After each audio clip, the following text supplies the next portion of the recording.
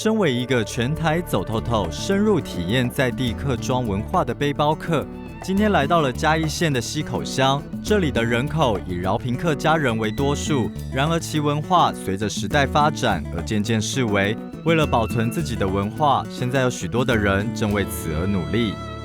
陈妮姐，你是这里土生土长溪口的饶平客家人？对，我是这边土生土长的饶平客家人。而且你是不是也到长大才发现自己是客家人？我是到大学的时候，我爸跟我说你是客家人，我才非常惊讶，因为我完全没有到意识到说啊，为什么我会是客家人？而且我们生活的环境一直以来都是讲闽南话嘛，然后也没有说过客语的环境，所以说这几年我们就接着想要找回自己在地文化的这些人士，我们一起来努力。一开始我们是用唱歌跳舞的方式，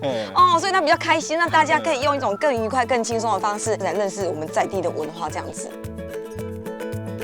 为了让小朋友们知道溪口的故事，他们选择了孩子上学必经的巷弄作为秘密通道，让年轻人来到这里，发现溪口的秘密与故事。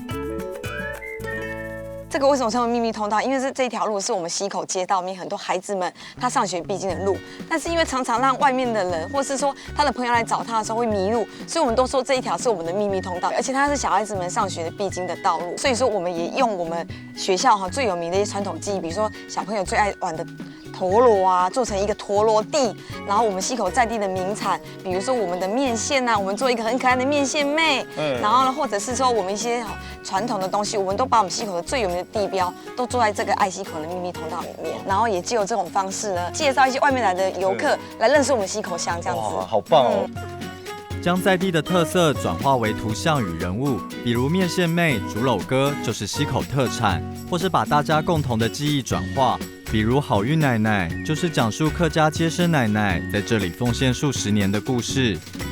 因为我们爱这个故乡，所以我们希望让我们所有的溪口的乡亲都能够认识自己的家，所以我们这几年真的很努力的一步一步找回我们的历史、我们的背景、我们的文化，让乡亲用看的方式认识，也用吃的方式认识，也用阅读的方式认识。所以说我们一年一年推出我们自己所谓的儿童的这种绘本，让大朋友小朋友一起来参与，一起来认识这样子。热情的居民不断地向我们打招呼，因为这里的人们感情都非常深厚，彼此生活在一起就像是一个大家庭。我想这就是秘密通道中最美的客庄故事。